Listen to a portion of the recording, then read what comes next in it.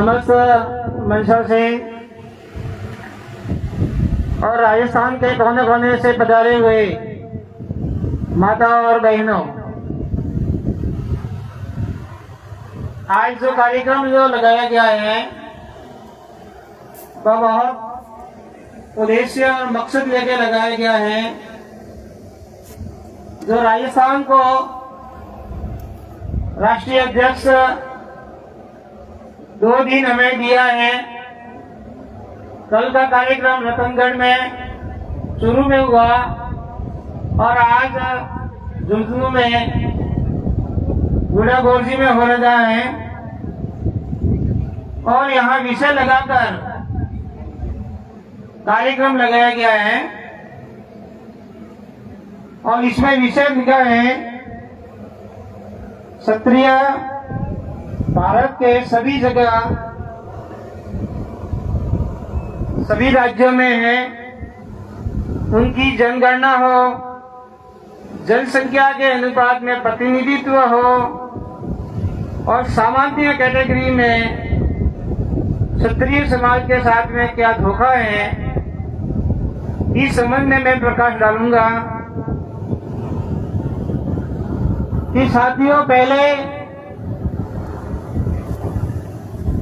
लोगों के जो भारत में रहने वाली अनुसूचित जाति, अनुसूचित जनजाति और अन्य पिछड़ा वर्ग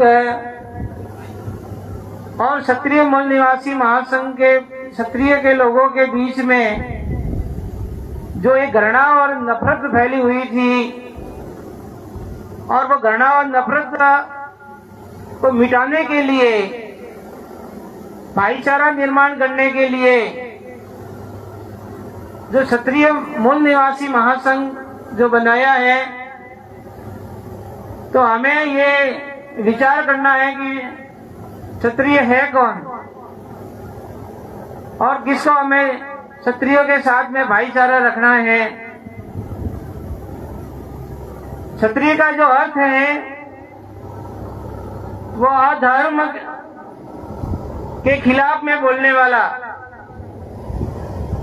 अन्याय के साथ में लड़ने वाला और अत्याचार जो हो रहा है उसका सामना करने वाला और प्रजा की रक्षा करने वाला, यदि ऐसा कोई मानव है तो वह क्षत्रिय है। परंतु वह धर्म की आड़ में लेके लोगों के साथ में अत्याचार करता है, लोगों के साथ में भेदभाव की तरह अन्याय करता है और ऊंच नीच की भावना के साथ में अत्याचार करता है, तो वो क्षत्रिय नहीं है। तो यहाँ हमें क्षत्रिय और जो क्षत्रिय नहीं है इस संबंध में अपन को इसमें व्याख्या दी है। तो यदि क्षत्रिय है तो उसके अंदर गुण कौन से होने चाहिए, तो ये भी आपको मैं समझाना चाहूंगा। जो क्षत्रिय है उसके अंदर साहस हो,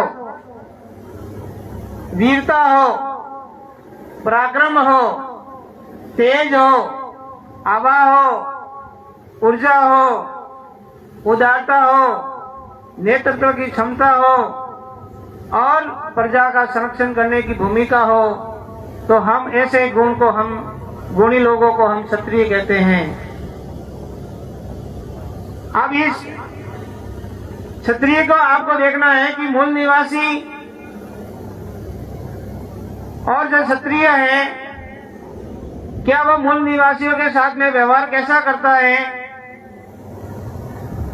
कि जैसे जैसे किसी, आज अपन राजस्थान में देखते हैं कि घोड़ी जैसे मौके पर क्षत्रिय मूल निवासी महासंघ को आगे आकर ऐसे अन्य अत्याचारियों के खिलाफ में बोलना पड़ेगा, तभी अपना भाईचारा कायम होगा। क्योंकि यहाँ हमें भाईचारा कायम करने के लिए हमें बुलाया गया है कि क्षत्रिय मूल निवासी महासंघ और हमारे भारत के मुक्ति मोर्चा और राष्ट्रीय वाम से और जो भी ऑफशूट विंग के जो पदाधिकारी हैं सभी को यहाँ बुलाया गया है। और इसमें छात्र धर्म के अभी हम सभी लोग अभिवादन के रूप में कहते हैं जय मूल निवासी, जय छात्र धर्म। तो छात्र धर्म क्या होना चाहिए, उसका धर्म क्या है, यदि छात्र धर्म के जो व्यक्ति हैं तो उनको सामूहिक रूप से नैतिकता आनी चाहिए, व्यक्ति के अंदर नहीं, सामूहिक रूप से सभी क्षत्रियों के अंदर एक नैतिकता की भावना पैदा होनी चाहिए, और जिसकी नैतिकता और शासक और सैन्य व्यक्ति का पालन करता हो। सैन्य यानी आपको सेना के रूप में डर आके खड़ा रहने वाला व्यक्ति है आपके सामने अन्य अत्याचार के खिलाफ में, वो आपका भावना हो। इस देश में संविधान के अंदर भी लिखा हुआ है समानता, स्वतंत्रता, बंधुता, न्याय आधारित समाज और राष्ट्र का निर्माण करना। तो आज इस देश के अंदर अत्याचार, असमानता के खिलाफ जो संघर्ष, लोगों के अंदर दरिद्रता यानी गरीबी में रक्षा, अज्ञान में रक्षा, मानसिक रूप से जो दुर्बल है उनको आत्मिक रूप से दुर्बलता की रक्षा करना, इस प्रकार के यदि जो व्यक्ति मानसिकता से दुर्बल करता है, कमजोर करता है, ऐसे दुष्ट शक्तियों को लड़ने वाला हो, वही छात्र धर्म कहलाता है। समानता, स्वतंत्रता, बंधुता और न्याय आधारित नैतिक मूल्यों का जो विकास जो करता है वही छात्र धर्म कहलाता है। साथियों, अभी मैं इनके आगे मैं बताना चाहूंगा कि हमारे क्षत्रिय और हमारे बीच में ये जो खाई जो पड़ी थी, ये 11वीं सदी के बाद में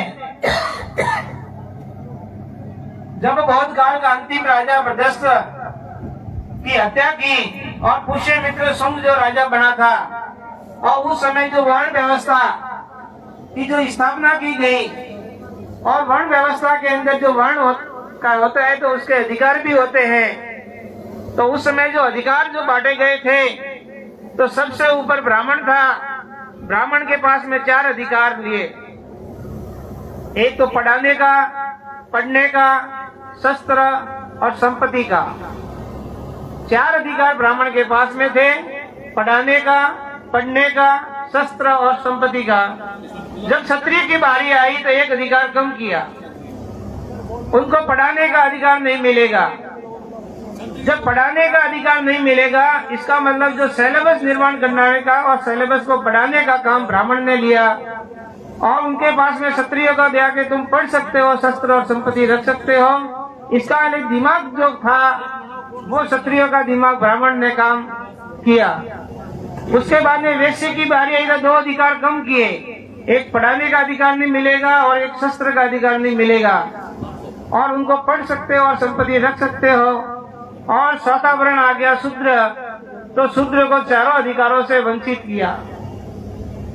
तो इस प्रकार के जो पढ़ाने का अधिकार नहीं, शस्त्र और संपत्ति का अधिकार नहीं, और अंतिम जो किताब ब्राह्मणों द्वारा जो लिखी गई गीता, और उस गीता में लिखा कि इन 3 करती है, उसमें छात्र धर्म है, वो आगे आगे खड़ा रहे, तभी हमें और भाईचारा प्रेम निर्माण होगा और ये अधिवेशन लेना सफल होगा। मेरी बात आपने ध्यान से सुनी, मुझे बोलने का मौका दिया। जय जय मूल निवासी, जय छात्र धर्म, नमो बुद्धाय।